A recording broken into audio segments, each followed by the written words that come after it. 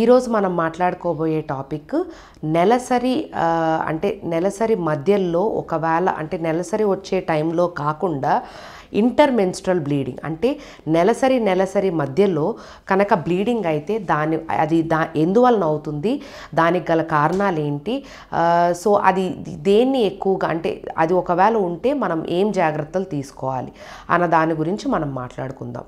యూజువల్గా ఏంటంటేనండి, నెలసరి అనేది 21 నుంచి 35 రోజుల వరకు నార్మల్ పీరియడ్ మెన్స్ట్రుయేషన్ కింద మేము పరిగణిస్తాము. అలా కాకుండా 21 రోజుల కన్నా లోపల వచ్చినా లేదంటే 35 రోజులు 40 రోజులు దాటి వచ్చినా కూడాను దాన్ని మనం అబ్నార్మల్ పీరియడ్స్గా పరిగణిస్తామన్నమాట. సో నెలసరి అంటే ప్రతి ఒక్క మహిళకి కూడాను 21 రోజుల నుంచి 35 రోజుల మధ్యలోనే పీరియడ్ అనేది రావాల్సి ఉంటుంది.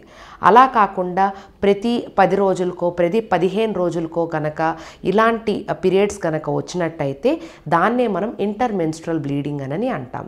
సో ఇలాంటి ఇంటర్మెన్స్ట్రల్ బ్లీడింగ్ అనేది వచ్చేటప్పుడు ఏంటి అంటే వాళ్ళకి హార్మోనల్ ప్రాబ్లమ్స్ ఉండే ఛాన్స్ ఉంటుంది. అంటే PCOS లేదంటే థైరాయిడ్ ఇష్యూస్ ఉండే అవకాశం అనేది ఉంటుంది. సో అలాంటివి ఉన్నాయా లేదా అనేది కొన్ని బ్లడ్ టెస్టుల ద్వారా స్కానింగ్ ద్వారా మనకు తెలుస్తుంది. అలా కాకుండా కొంతమందికి గర్భసంచి లోపల పాలిప్స్ అంటే కొన్ని గ్రోత్స్ ఉండటం వలన కూడాను ఇలాంటి ఇంటర్మెన్స్ట్రల్ బ్లీడింగ్ అనేది కామన్గా చూస్తూ ఉంటాం.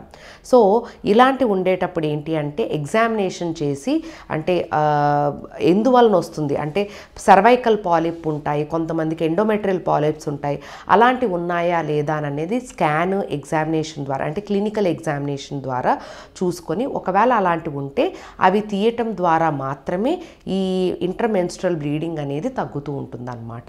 అలా కాకుండా కొంతమందికి అంటే ఏజ్ పెరిగిన తర్వాత అంటే 50-45 ఇయర్స్ తర్వాత ఇలా ఇంటర్మెన్స్ట్రల్ బ్లీడింగ్ కనుక ఉన్నట్టయితే కొంతమందికి క్యాన్సర్ ఉండే అవకాశం కూడా ఉంటుందన్నమాట. సో ఈ ఒకవేళ ఇంటర్మెన్స్ట్రల్ బ్లీడింగ్ కనుక ఉన్నట్టయితే మీరు వెంటనే మీ గైనకాలజిస్ట్ని సంప్రదించాల్సి ఉంటుంది. అంటే ఇందులో ఏ కారణమన్నా ఉండొచ్చు. ఈ ఇంటర్మెన్స్ట్రల్ బ్లీడింగ్ అంటే హార్మోనల్ ఇంబ్యాలెన్స్ ఉండొచ్చు, థైరాయిడ్ ప్రాబ్లమ్స్ ఉండొచ్చు, అలా కాకుండా సర్వైకల్ పాలిప్స్ కానీ ఎండోమెట్రియల్ పాలిప్స్ కానీ ఉండొచ్చు. రేర్గా అంటే ఈ మధ్యన మోస్ట్ కామన్గానే ఉంటుంది సర్వైకల్ క్యాన్సర్ కానీ ఎండోమెట్రియల్ క్యాన్సర్ కానీ ఉండొచ్చు అన్నమాట. సో ఎటువంటి అంటే వాళ్ళకుండే ఇబ్బందిని బట్టి, వాళ్ళకుండే సిమ్టమ్స్ బట్టి, వాళ్ళకు వచ్చే డయాగ్నోసిస్ బట్టి మా ట్రీట్మెంట్ అనేది డిపెండ్ అవుతుంది. ఒకవేళ హార్మోనల్ ఇంబ్యాలెన్స్ అయితే హార్మోనల్ ట్రీట్మెంట్ ఇస్తాము. అలా కాకుండా ఒకవేళ ఈ పాలిప్ అలాంటివి ఏమన్నా ఉంటే ఆ పాలిపెక్టమీ అనేది చేసే ద్వారా దీన్ని మనం అవాయిడ్ చేయొచ్చు. క్యాన్సర్ అలాంటివి ఏమన్నా ఉంటే ప్రీ క్యాన్సరస్ లెషన్స్ కానీ అలాంటివి ఏమన్నా ఉంటే క్యాన్సర్కి తగిన ట్రీట్మెంట్ అనేది వాళ్ళకు ఉండే స్టేజ్ని బట్టి ట్రీట్మెంట్ అనేది ఇస్తూ ఉంటామన్నమాట. సో వాళ్ళకుండే సిమ్టమ్స్ బట్టి వాళ్ళకుండే ఇబ్బందిని బట్టి డయాగ్నోసిస్ అనేది వచ్చిన తర్వాత వాళ్ళకు వచ్చే డయాగ్నోసిస్కి సరిపడా ట్రీట్మెంట్ అనేది ఇస్తూ ఉంటాం అన్నమాట. సో ఇంటర్మెన్స్ట్రల్ బ్లీడింగ్ వచ్చేటప్పుడు మీరు కంగారు పడకుండా మీ దగ్గరలో ఉన్న గైనకాలజిస్ట్ని సంప్రదించినట్టయితే వాళ్ళు కొన్ని తగిన టెస్టులు చేసి ఆ టెస్టులకు సంబంధించిన ఆ డయాగ్నోసిస్కి సంబంధించిన ట్రీట్మెంట్ అనేది ఇస్తారు. గర్భసంచి ముఖద్వారపు క్యాన్సర్ అంటే యూజువల్గా ఏంటంటేనండి ఫీమేల్ రిప్రొడక్టివ్ ఆర్గాన్స్ అనేది యుట్రస్ అని ఒకటి ఉంటుంది, గర్భసంచి దాన్నే మనం గర్భసంచి అని అంటాము. సో దానిలో వచ్చే క్యాన్సర్ని మనం ఎండోమెట్రియల్ క్యాన్సర్ అని కానీ లేదంటే యుట్రైన్ క్యాన్సర్ అని కానీ అంటాము. అలా కాకుండా గర్భసంచి ముఖద్వారానికి వచ్చే క్యాన్సర్ని దాన్ని మనం సర్వైకల్ క్యాన్సర్ అని అంటాము. యూజువల్గా ఏంటి అంటే ఈ సర్వైకల్ క్యాన్సర్కి మనకి అంటే రాకుండా ఉండటానికి అంటే వచ్చే ముందు కొన్ని లక్షణాలు అనేవి ఉంటాయి. సో యూజువల్గా ఈ సర్వైకల్ క్యాన్సర్ని మనం ఉందా లేదా అంటే స్క్రీనింగ్ ప్రొసీజర్ అనేది చాలా కొద్దిపాటి క్యాన్సర్స్కి మాత్రమే ఉంటాయి. అందులో ఒక క్యాన్సర్ మనకి సర్వైకల్ క్యాన్సర్గా మనం చెప్పుకోవచ్చు. యూజువల్గా ఏంటి అంటే ఈ సర్వైకల్ క్యాన్సర్ స్క్రీనింగ్ని మనం ప్యాప్ స్మియర్ అని అంటాం.